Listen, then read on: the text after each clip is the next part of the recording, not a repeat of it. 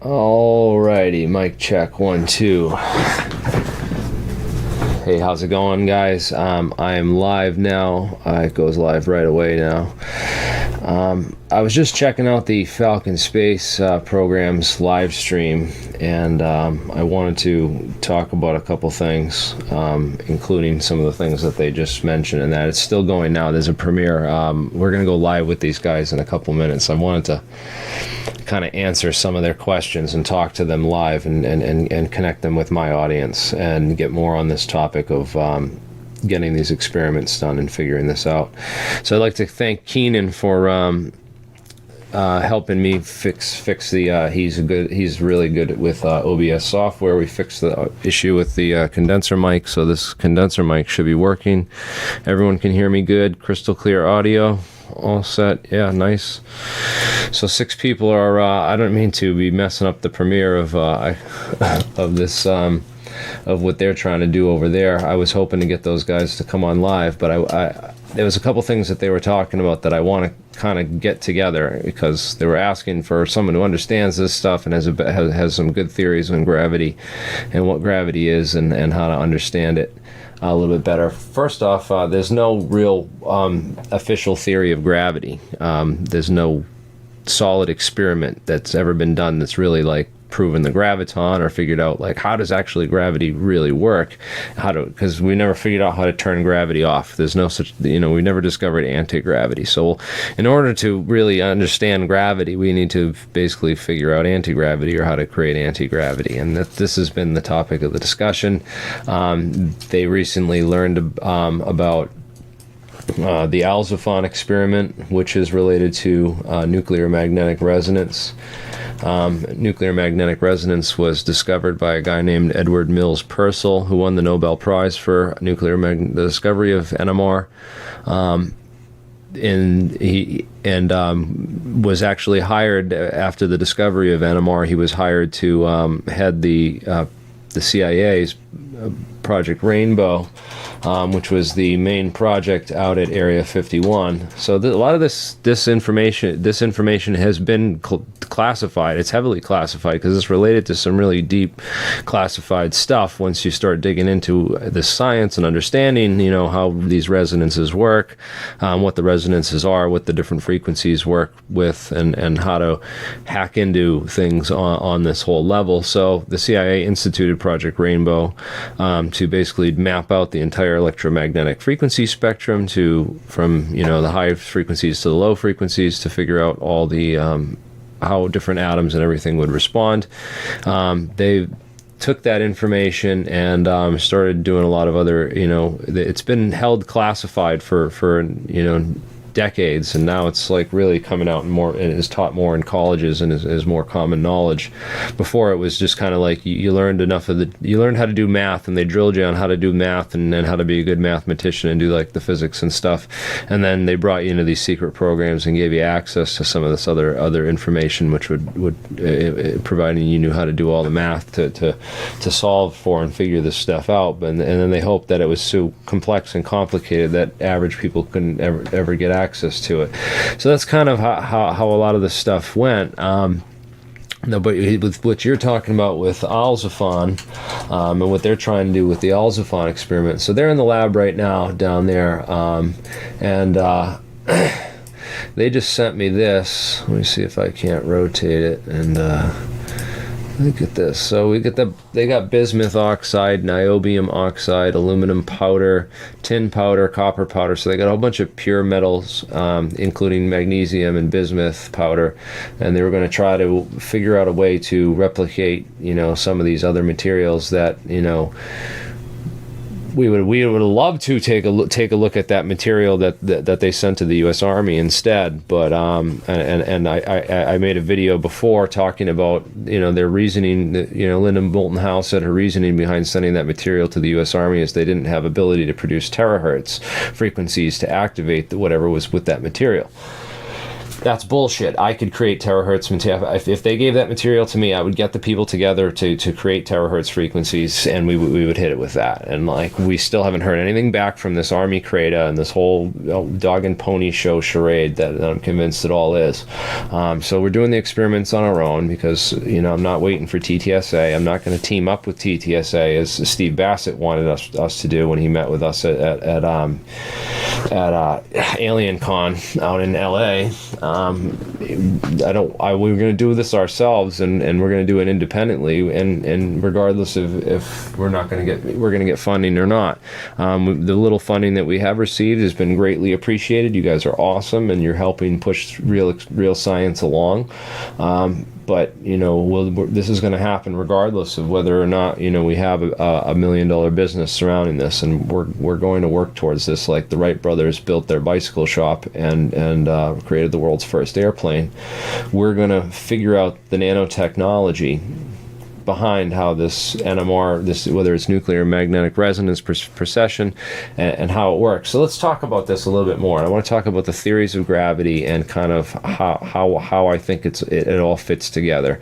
So we'll go back to Edward Mills Purcell. He was born a year apart from this other guy who worked on a lot of the top secret projects too. And his name was John Archibald Wheeler. And Wheeler, he worked a lot on unified field theory, and actually, you know, studied and worked under Einstein, I think, at Princeton.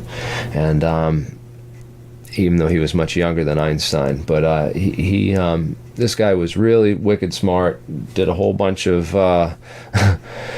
top secret research. You can get his FBI file and read about some of that. He was a metallurgist and an expert with metals and materials and what's called spintron, like the birth of what's called spintronics, because I believe a lot of this has to do with spintronics. It appears a lot in those in the classified literature when we look into this kind of research. It appeared certainly early on in my metamaterials research, which also Jeremiah called out in this video here on the Falcon Space program page right here.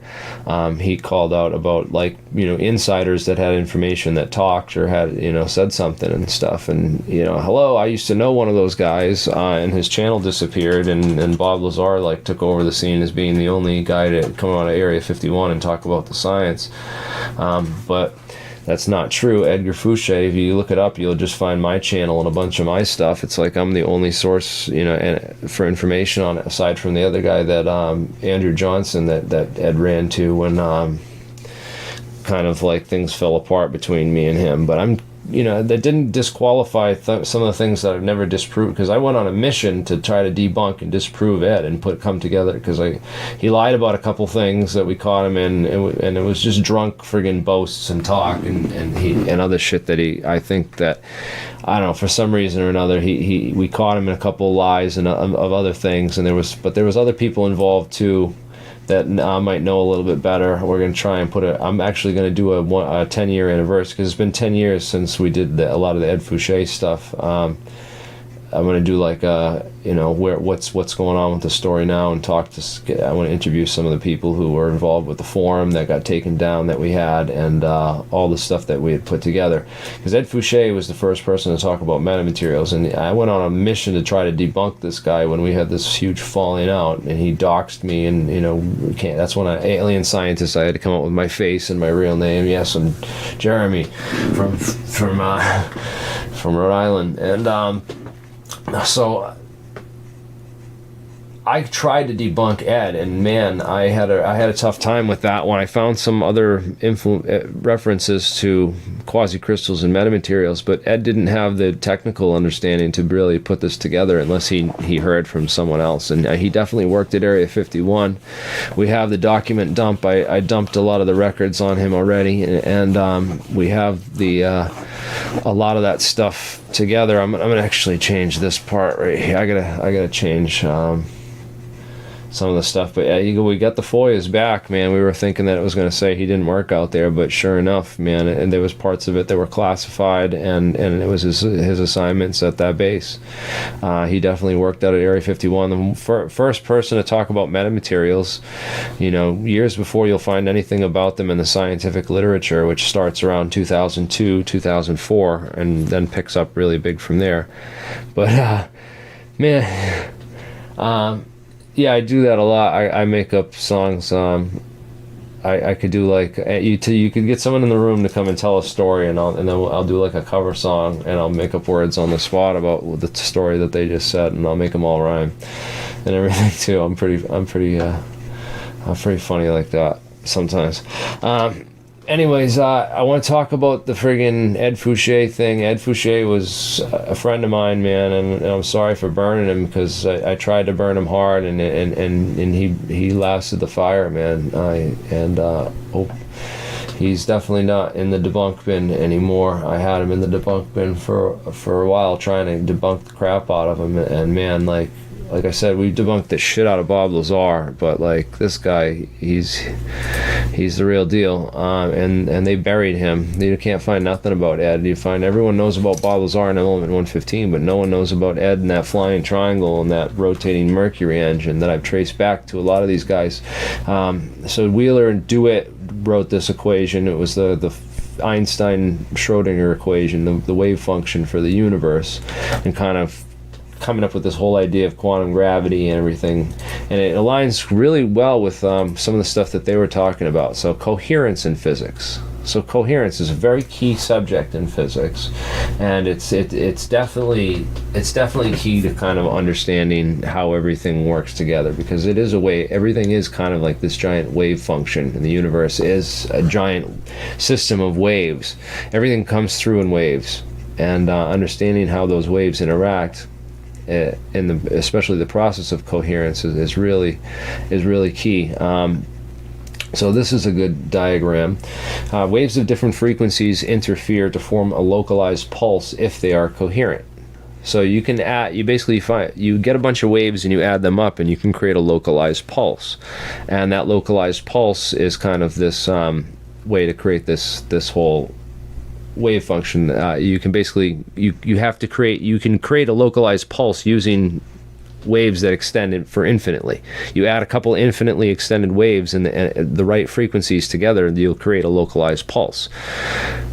So that localized pulse, you can think of it as a localized vibration, this traveling impulse or something, but it's really built up of a bunch of waves that extend over the whole universe. Kind of a weird way of connecting everything. So everything's kind of connected through this process of quantum entanglement, and it's all vibrating, and it's important. And the way to understand quantum coherence is to understand quantum decoherence and quantum scattering. Which really I want to get more involved with Ken Griggs and the team that he's putting together. He's putting a team together to make a software. He was looking for computer programmers, someone who can do the software to build the Phoenix program, so that we can then do calculations using Phoenix. And I assume once we put this all together, that we're going to get it all in one spot together and then publish it. That was Ken's intention, is to get this published. And but we're looking for. I assume he's still looking for the right team to put this together, and I want to set like a ultimatum date that we could kind of set goals for, of getting all this stuff together, because it's important to have that theory on the grander scale. I think Phoenix was a great insight. It's amazing that he was talking about all that stuff with Phoenix theory with me when we were talking about the Wolfram stuff, and then Wolfram came out 2 years later with the Wolfram Physics Project, and now he's trying to do the same exact thing that we were talking about 2 years earlier, the same thing that Ken's been working on for 20 years now. That Ken already has way more.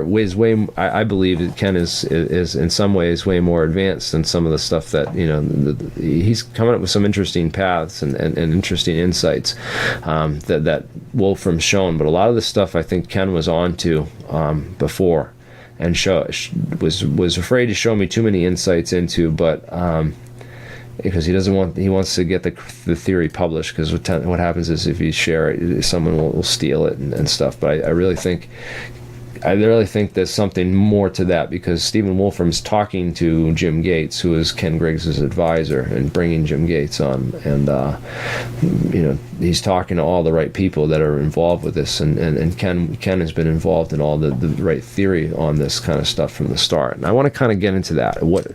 What is space-time? There's an article that he wrote called "What is Space-Time Really?" And that was back right before he came out with the whole thing that he revealed it during COVID-19. But this article by Wolfram was on his blog, "What is Space-Time Really?" Yes, and this article came out, and I knew that it had to do with this whole idea of coming up with the ultimate theory through creating a network or a code that would chunkify space. It would turn things into chunky space.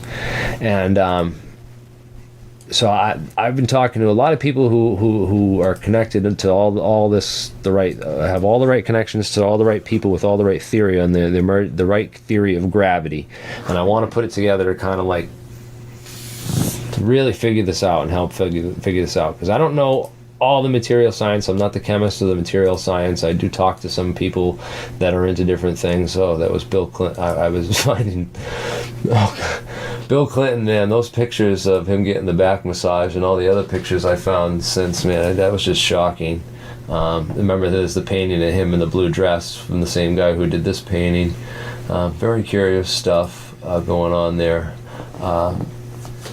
I don't want to get into all the news stuff yet before I finish the thoughts on gravity, because gravity is the key topic, and quantum gravity, the theory of quantum gravity and how to test that is the key here. So I want to talk to the guys in the lab. I've been talking to a bunch of other labs around the world.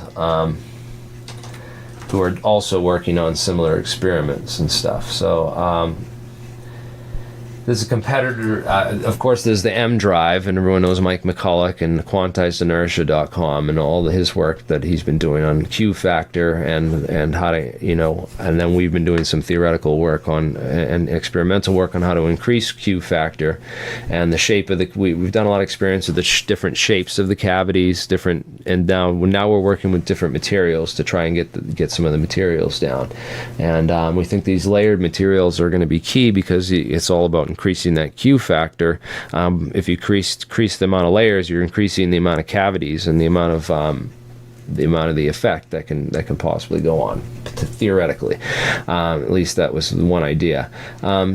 So there's a guy, another competitor out there to the M drive as well, and I've been looking at all kinds of things like this, talking to all the different groups out here working on this, because there are some problems with the quantized inertia theory that even Mike has pointed out, and just waiting on it explains so much theoretically that there's got to be something more to it, and it needs to be kind of looked at and explored, because there's definitely dark matter is a lie. Man, we know that they've been spending billions looking for dark matter, and we know that it's just like this shot in the dark, this wasted direction. If we had that kind of funding to search for, do these experiments we want to do with gravity, man, we would have learned so much more. But why hasn't any of the funding been for gravity and gravity research? Gravity research gets like no funding in physics, and all this research goes to dark matter and particles and stuff. So it's kind of physics needs to change, and the way the money works needs to change. And the only reason it doesn't change is because it threatens some of the biggest businesses like oil, gas, and of course, airplanes and the military industrial complex, helicopters and airplanes. You don't need helicopters and airplanes if you got this stuff. All right. So I'm hoping that these guys will call in on Skype here at some point. I'm gonna talk a bit more about what's going on with these guys, though. So I talked to an insider who's in communication with that group, and he's given me some information from inside Emilio Loretti's group, including some his capacitor designs and experimental data and setups and stuff. So I'm going to get that information over to you guys at the lab there. I just learned about that recently, so I have to figure out how to make that connection with you guys so I can get you that information. Because he's got some interesting experiments along with what there's a couple people on Twitter who follow Mike McCulloch who do some experiments that asking questions is one of the guys, and they've got some interesting stuff. So Loretti's got a couple different theories, but I have actually a friend who's really smart and knows a lot about this stuff, and I'm not sure if it's his theory or he got it from somebody else, and regardless, I did not create this theory on my own. But I want to share it because I think it's brilliant, and it's definitely something that needs to be looked at and tested. And he pointed out something called shot noise that I had not, I think I'd heard of it, but I'd never really given it much of a second thought. But shot noise or Poisson noise is a type of noise which can be modeled by this Poisson process, which is actually a combinatoric and additive process, which is very intriguing because that's what Ken Griggs and Phoenix theory says that gravity is. So in any case, the Poisson process consists of points that are randomly located on a mathematical space. So that's kind of what space is. It's a math. You can think of it as a mathematical space, and this Poisson point process is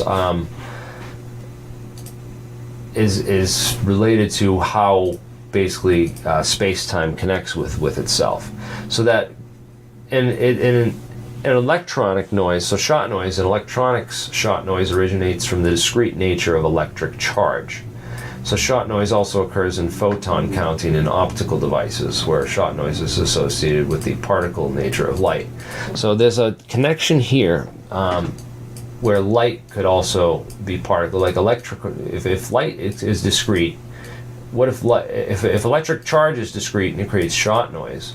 Then what if light is discrete? If space-time is discrete, like these quantum gravity theories and these new models would suggest, if space-time is discrete, then also light would be discrete. It would just be the way we measure it that gives us rise to this timekeeping phenomenon that we see in the results of entanglement experiments and the Bell hypothesis and the other different experiments that we've talked about. So the whole idea is that, holy crap, if shot noise creates pixelization and creates an error in the whole message of the way things are connected, if light did the same thing in sort of a 3D lattice that was, space-time, that there would be this loss of information similarly. There would be this shot noise in the model. And if there's that kind of shot noise in the model of this, how would that information loss come out? And how would that information loss be accounted for, error corrected wise, or within the code? And the way that information loss is accounted for is through gravity. And you'll notice that anything affected by photons is affected by gravity. And that when we have, we talk a lot about, the scalar waves and the whole phenomenon of scalar waves, that, additive destructive interference, doesn't account for photon momentum. When you account for destructive interference, if you think about destructive interference, two waves cancel each other out. But both of those waves had momentum going in the same direction. They weren't, opposite. So that it should add. So there's no explanation for where the energy goes. It should go somewhere. It doesn't just disappear. And that's like this whole idea. So the whole interesting thing is it doesn't disappear. It goes into this time domain. But the whole, if you were to draw the Feynman diagram for this, right? The Feynman diagram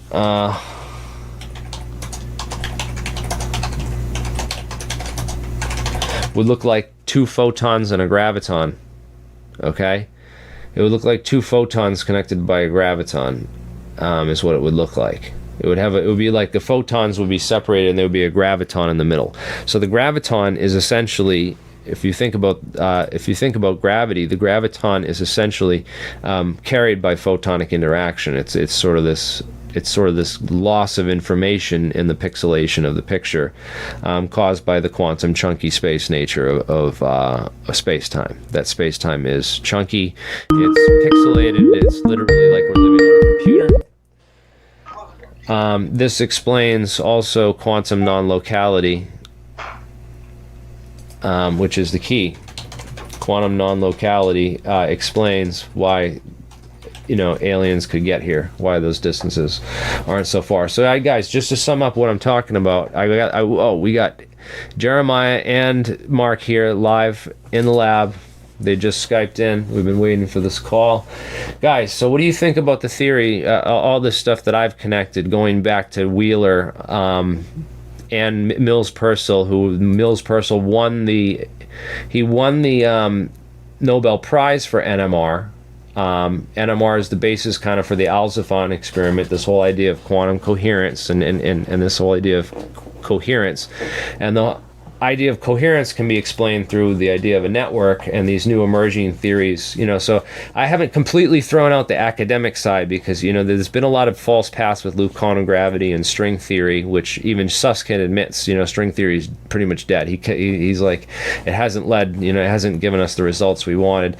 There's something else going on here. And I think that some of these new theories may be onto something. We haven't quite filled in the whole picture, but the whole essence of the idea is that we live in almost like a computer program. It might be a quantum computer, it might be a really hyper advanced and really fast and amazing computer, but essentially we're software. We're hardware running on software. Like everything it's a much simpler model to think of everything as just space. There's no space or like objects and then space. Everything is space, including objects, is just bundled up space. That's kind of like I said, you take this coherence. If you go to that picture I was showing, did you guys see it on coherence? I can't see your screen. You have to share your screen with us. Yeah, I'm gonna share my screen with you guys. It's a big flag, like minutes. I don't know, several minutes. For me, it's like several seconds. Oh, there we go. All right, so let me see. Coherence. Right, so I was showing this, and because you guys were mentioning coherence and talking about, coherent matter, and I was just like, well, what is really coherence? And you got to put quantum in front of everything in order to get the right quantum coherence. So, in order to get quantum coherence, there's this interesting thing. It shows a wave packet, right? And it shows it created by a bunch of long waves that extend over the whole universe that create this isolated wave packet. Now, I want to point out that a lot of the math that we do, all right, a lot of the math that we do in quantum mechanics, especially the predictive math, is based around something called the Dirac delta function. All right, and that's a renormalization function that they use to basically project things onto a point in space, so that they can get the math to work. So the math could work other ways if we weren't, like we always said, that like there's some kind of like errors in the way that we're approaching the math and the way that we're doing the math. And we've kind of identified a lot of those. They're in Dirac's work and what Dirac did for the, his reinterpretation of quantum mechanics. But he was only just showing us that, it's got to be something deeper, I think. And I like what you're showing me right here. This makes a lot of sense. So this Dirac delta function is what they use in a lot of these lot of quantum mechanics. It's an operational calculus in order to project things onto a point in space so that they can get the wave math to work. Because then the wave math works, but they have to kind of project things onto points, and this is kind of how they do it. This basically allow us to take to figure out what the phase conjugation amplitude would be of like several different waves that are joining together, where we're looking for those wave packets, quote unquote, that are generated as a result of crossing nodal points of these various wavelengths. Would this basically allow us to calculate what the amplitude or the frequency would be of that packet? Hold up, let me change your audios, guys. Your audio's not coming through on the stream. I just got to change that real quick. Shit. So speakers, you guys are gonna go through. shit. I have to do that. Alright, hold up a second. I gotta change this around. Sorry, It's on. But you can hear us fine, right? Yeah, he can hear us. I can hear you guys fine. I just want to make sure you guys are coming through on the stream audio. There we go. I want to make sure everything's set to the same thing. All right. So basically, yeah. State that again, Jeremiah, if you could. We're talking about. Yeah. So it looks like what this math allows you to do, if you can perform the math at all, which for some of it's beyond me. It looks like it allows you to figure out where these multiple waves have a phase conjugation and what the amplitude of it might be. So if you mix just random noise together, you're going to eventually get some waves that intersect at a given point in space, and where they do, you can have very high amplitude pulses at a single point formed. And I think that's what this is talking about, if I'm understanding correctly. Would you say? Right. It's talking about like wave pulses and when we're talking about coherence, so there's a lot of different things to understand, and one of the things is soliton, for example. One of the theories is that particles are essentially solitons. They're essentially like these envelopes of where this coherence agrees that there's this like there's this packet of energy. I could very much see the possibility of that being the source of matter.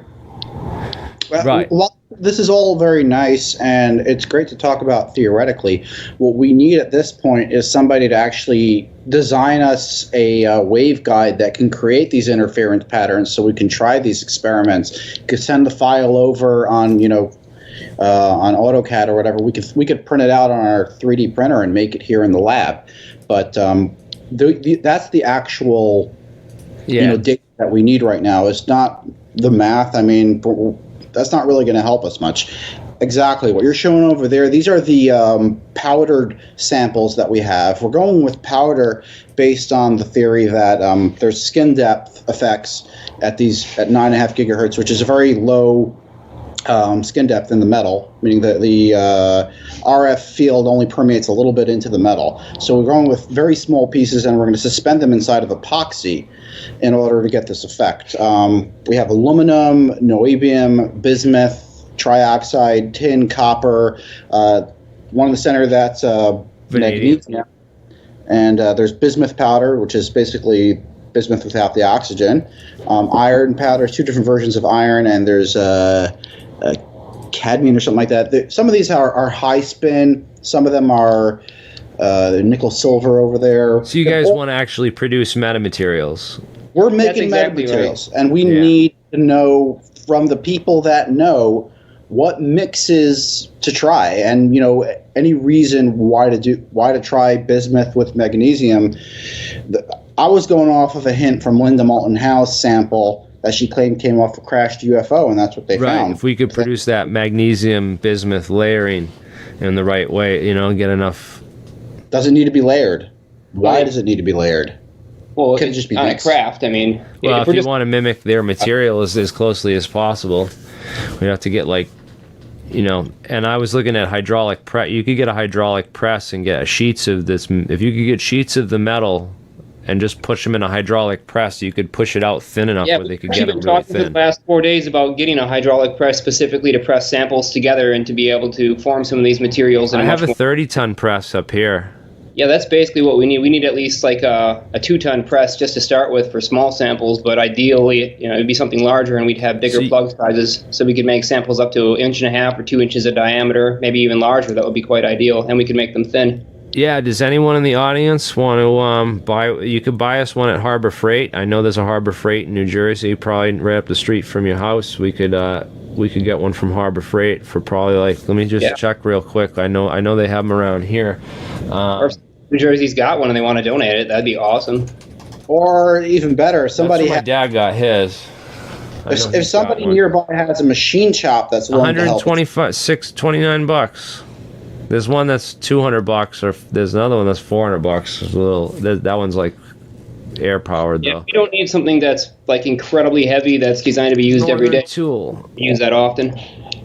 Yeah, this one's 12 tons though. It's only Check if it's in stock here in New Jersey, and I can go pick it up with my pickup truck. And if anyone wants to donate for it, Yeah, $130, dude. Someone's got that. They can put, that would be awesome for the machine shop anyway to have. It would be better to have a 30-ton one. I don't know let me see what it costs to get this one's a 20-ton. 20-ton for an extra $80. I don't know. We got a vacuum chamber the other day. Yep, we just got it in yesterday, actually. We had a chance to hook it up and test it. Built a sample tray for it. Nice. Yeah, you should definitely try doing some of the layered experiments in a vacuum chamber. I'd be better to do them if you could. Be so the microgravity environment or something. What I was thinking is if you just use mechanical vibration, like I was saying, like I have a vibrator tool. I can set the RPMs, and you could vibrate the mold in order to shake it at a certain frequency to stabilize like the So positions. basically, just allows the powder to be compressed more easily. It kind of shakes the air out first. Is what you're saying?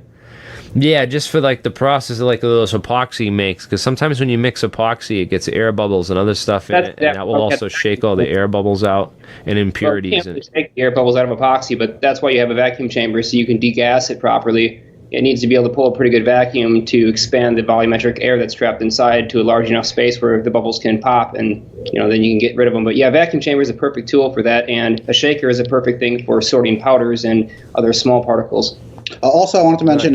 Hey, Nicholas just sent me $50 on here. I got to figure out how to get that money, and I'll send it to you guys for press. There, that's awesome. I also wanted to mention that shaker is also going to be used for one of the experiments to see whether we're dealing with weight loss, gravity shielding, or inertial mass cancellation. Because, if you shake the sample while it's in the dynamic nuclear orientation state, then you'd get X frequency from the motor, and if it changes when it goes back to a normal state, then you're probably dealing with some change in inertial mass in the inertial mass of the object, which would indicate that there's inertial mass effect versus gravity shielding. So what we basically want to do is use some kind of small transducer, like a piezo transducer, to shake the sample back and forth, and we can measure the amount of power that the transducer draws.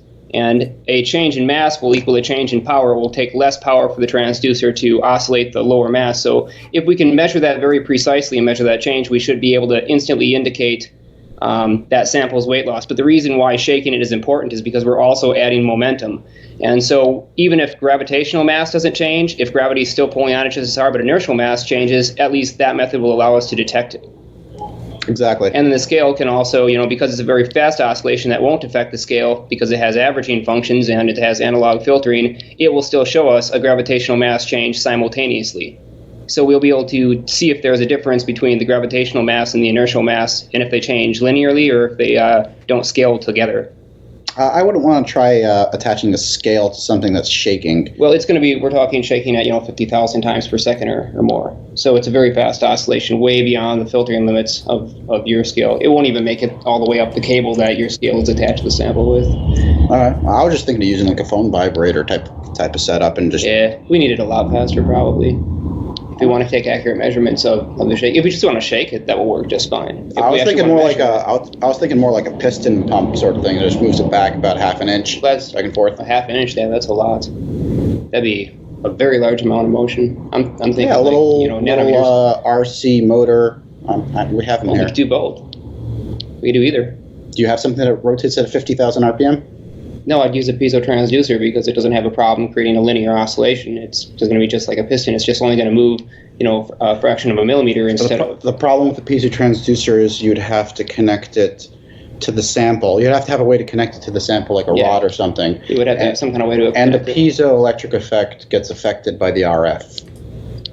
Well, the piezo transducer is not going to care about the RF. It will. That's why the scale was going off. It's just a chunk of. Well, yeah, I understand that we can shield that too, and we can test it without the sample on there and see if it's affected. That's what we have to do. Yeah. There's a way to shield it. There's always an engineerable trick around every problem, but you got to point out the problems in order to figure out what to do next. Yeah. So as you guys can see, it's really just an open discussion of figuring out what we can try, because we're trying to look for things that aren't commonly looked for. even trying to detect the difference between inertial and gravitational mass is something that's not really tested because they're assumed to be identical in pretty much every way. The But they're equivalence not. principle, yeah. If you could find a violation of that. So this theory of shot noise and quantum decoherence, like that basically light is, you're getting this image and that it's distorted in one direction because of the amount of information, that the Earth beneath us has a ton of information there, and that distorts kind of this information in one direction, so that that there's a loss of information and it gets filled in by gravity inside. That's sort of the model that I'm liking at the present moment, because it connects a lot of these theories of quantum entanglement, and also and it connects a lot of stuff for me. But how would we test that? How would you build an actual device to, some metamaterials are very interesting. There's a lot of stuff. If this gravitational interaction is mediated by photons, is it a specific frequency range? Is there a specific frequency of photons that does it?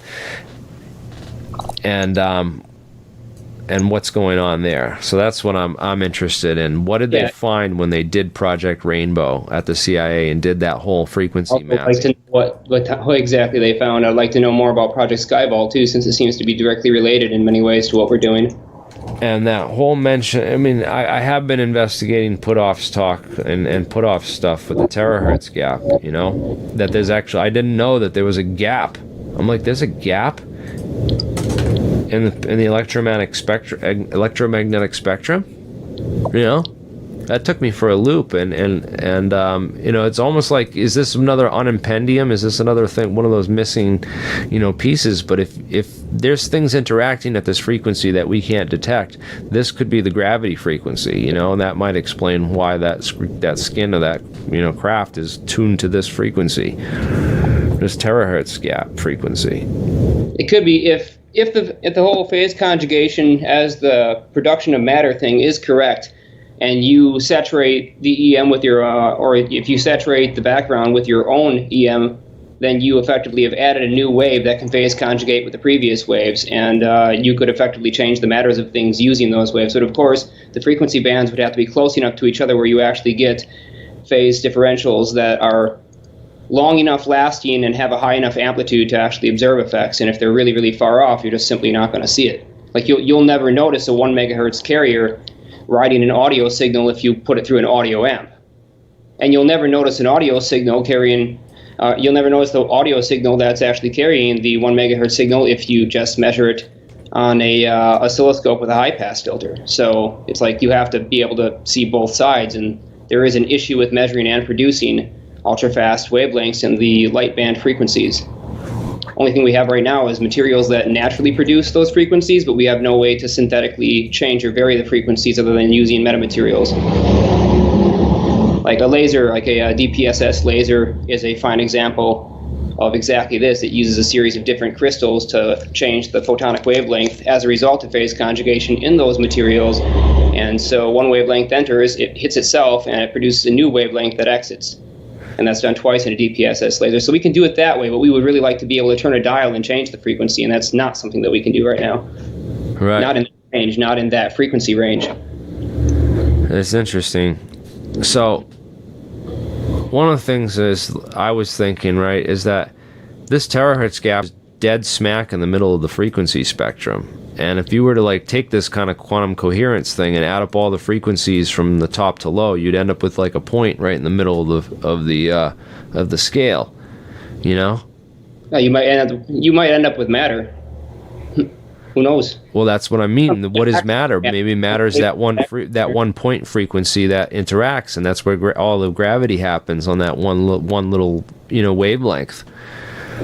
I'm pretty convinced on a personal level that gravity is a wave interaction, and it's happening at a very, very short wavelength. Short enough, and the reason why I say that is, if the wavelengths are long enough, they're going to interact with the electrons and the protons of the things we call atoms in a significant way, and some of those electrons or protons are going to absorb that wave and change its angle or various other things, but there's going to be a strong interaction. If the wavelengths are too short, there won't be a full orbital interaction. It'll only be for part of the electron's orbital that the waves might pass and interact, and this partial interaction could have unusual properties. We'd never see it right now with the equipment that we have. We've never noticed if this wave interacted in a small way, because it wouldn't, over a given period of time, it wouldn't change the properties of that matter. We would have to measure what was happening exactly in that moment, and that's when we would have to apply some other force to see if, say, mass was changed. I guess that's another reason why dynamic nuclear orientation could possibly work, because if there is a higher frequency than what would interact with the electrons, which are out in a cloud outside of the atom, the core of the atom, you have much higher frequencies. That may be where the gravitational field is actually coming from. It is those higher frequencies, and by orienting them, you may be able to create a plane where the craft can travel. Just like a gyroscope, it'll move freely on its spin and axis, on its spin plane and its axis. So maybe that's what happens with these crafts, because you notice they sort of fly out at 90-degree angles. They're never going like that. They're going either straight up or that's true. I'm thinking about all the videos I've seen that looked fairly believable of craft in the sky, and you're absolutely right. They do either tend to go straight along their center axis, or give me the gyroscope. We could actually give a demonstration of this. Yeah, you could. And it's going to be hard for anyone to see this, but this is a high-speed gyroscope. It's precision, made in Germany, and we're using nickel metal hydrate modules to spin it up. And as soon as we get it up to spin, I'll show you something really cool.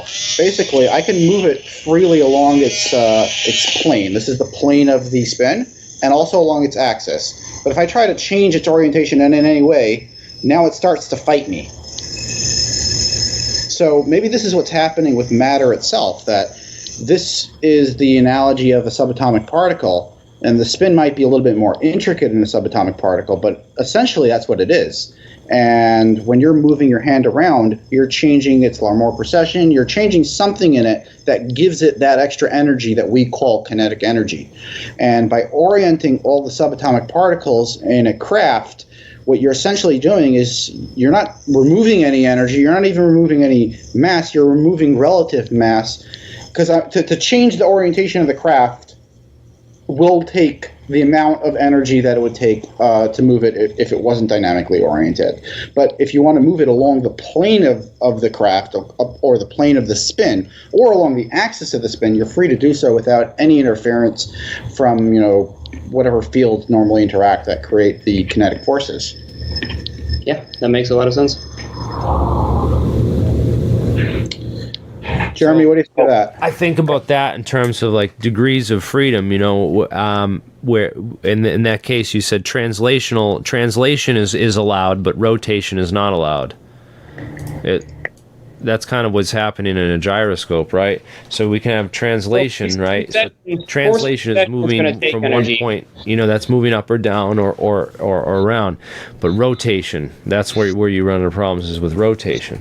So you basically by locking it in with rotation, by rotating it, you've locked it into one reference frame, which is limited one of your degrees of freedom. So your rotational degree of freedom. Yeah, precession is a very, very strange phenomena. It's one of the most anti-intuitive parts about gyroscopic dynamics that trips most people out. That's That's I think what got Lathway, not Lathway, Who's the guy that got bumped out of the academic community for claiming that gyroscopes had unusual properties when moved in certain ways? I'm trying to remember that guy's name. So I think this is super important to understanding the quantum physics of how this works too, because it's degrees of freedom in statistics, because it's a statistical treatment is what we use for quantum mechanics, but degrees of freedom in statistics can be thought of as basically your dimensions, or the amount of the different independent basically linear analysis you have to use. You have to the systems of equations and stuff you can use to basically create a model for degrees of freedom. But with what's interesting about degrees of freedom is that there's a whole theory about and a model for phases of matter. So the phases of matter: gas, liquid, solid, right? Well, basically, what you're kind of talking about here too, and related back to gyroscopes with the horizon theory, the idea that information horizons exist and that you can only communicate in one direction from where you are, but other information can't be communicated back to you because you have some differential velocity between you and whatever signal you might be receiving. If you look at the angular momentum of a gyroscope and take a look at the fact that around the gyroscope atoms moving much faster, there is a virtual axial information horizon whose position has been shifted as a result of the RPMs that the gyroscope is spinning at. It's not an acceleration phenomena, it's just simply a static velocity or angular velocity phenomena. So it could explain some of the interactions. Definitely. What I back to my whole thing about this solid liquid gas phase. So like it's all about degrees of freedom. It's saying that when you're in a solid, you're locked into a point. You really can't move around with relation to what's around you because you're in a lattice. So that you have no like 0 degrees of freedom, and that when the ice cube melts, those molecules gain a rotational degree of freedom. That's the first degree of freedom that they get. And when they're allowed to rotate across each other, they can actually move around. So the solid's kind of stuck together, right? The liquid's kind of stuck together, but it rolls around itself. These things aren't locked in a lattice. They're now able to roll. Now able to roll. So that's why the fluid can flow. You can essentially think of a fluid as a bunch of like all the atoms rolling as like tiny balls. You know what I mean? But they're all kind of stuck together because there's surface tension in fluids and stuff, like a solid, but they're not quite fully intact. And then as you move to gas phase, they gain that translational degree of freedom where they actually can move around in the air and don't have a definite space with respect to one another. So they're not stuck together. They're not like there's no surface tension in gases. Very interesting for the person that observed that it's degrees of freedom that's creates these phases of matter. What we experience in the math, on the macrocosm world is these quantum effects. These are the quantum effects that are causing its symmetry and its degrees of freedom. Again, specifically simply saying that it's temperature. It is temperature. Yeah, temperature is very important. Temperature is the base, and then the degrees of freedom is the explanation for why temperature has an effect. Yes, but also notice that like different things have different melting points. So the temperature, might be, one thing might be solid. The glass that holds your cup of water, if you heat that to the melting point of glass, the water turns to gas, and then not exactly. The melting point of glass might be 1 degree Kelvin or something like that. Glass is technically a liquid itself. Yeah, it's a bad example. It's a very slow-moving liquid. It has 2 melting points then oil. That's what I was trying to get to, is that not everything really goes solid at any point. Yeah, I know. Matter is a funky animal, but it has these certain kind of behavioral statistics. So what's the next degree of freedom? So if we want to create a degree of freedom beyond a gas, right? There's a plasma. It has this other kind of electrical degree of freedom where they're superconductors, almost superconductors. Almost superconductors, where the electric charge can flow more freely, what if there's other, if you gain other degrees of freedom, what would those be, and what might those unlock in terms of physical matter and phases of matter? Very, very interesting stuff. I was doing some research on cavitation too, and the pistol shrimp and all that stuff again with area to look into. Sonoluminescence. Very cool stuff.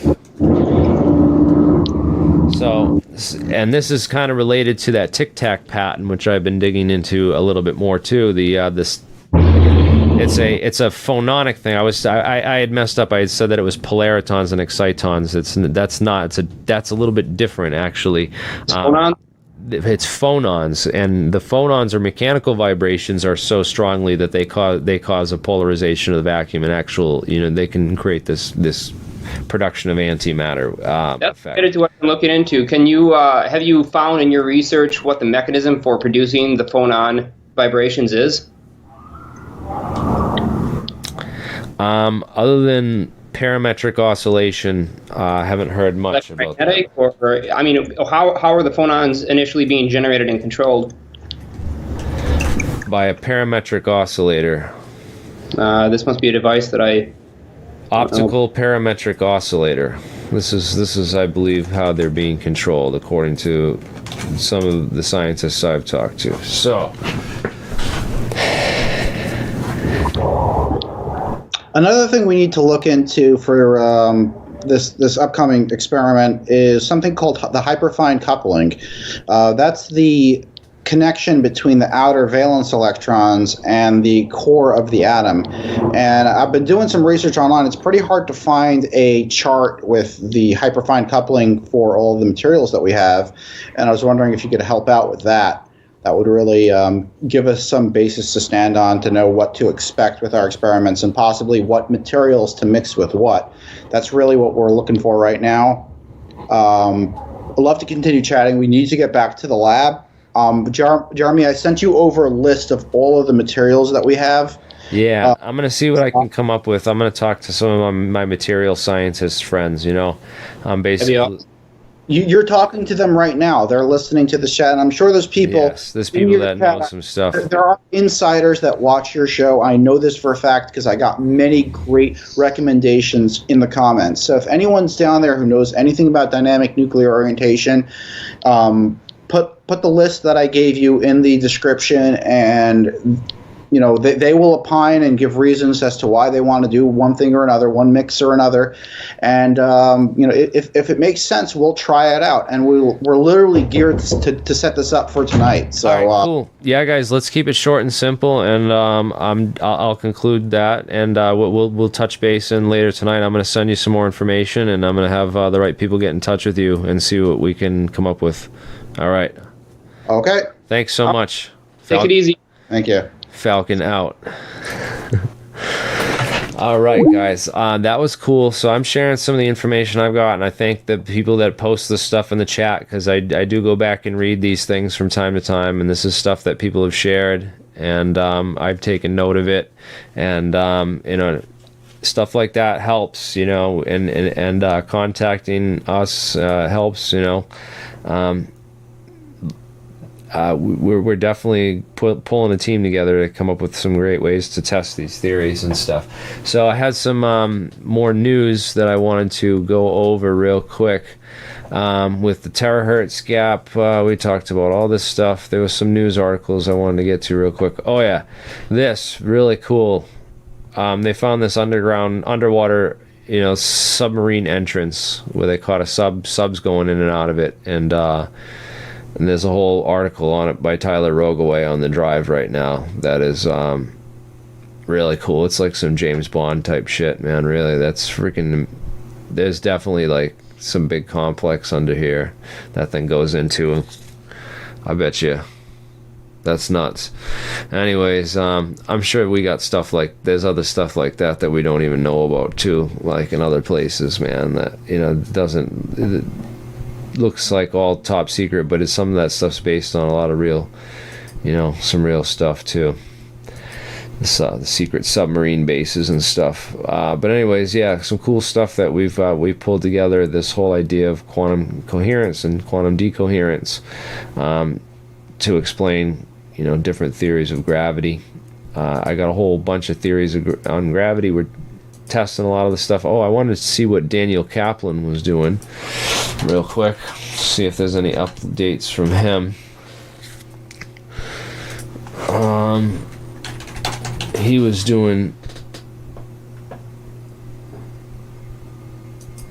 this guy right here. He was doing a bunch of cool experiments on muons and anti-muons. Anyways, I'll have to write him an email and see what he's doing, get an update from him, and also the Emilio Loretti's team with the PNN that I was kind of talking about earlier, and also quantized inertia. Really cool stuff. Quantized inertia with Mike McCulloch. And man, so many cool people, so many cool groups. I want to get those guys on and interview some of those people soon and talk to them.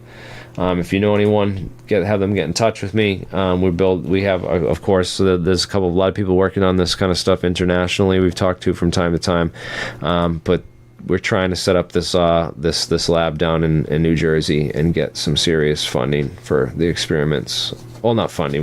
We could fund it on our own, but we're trying to get some serious momentum behind this so that we can test some things and get some good information and insights. All right, I'm going to end this right now.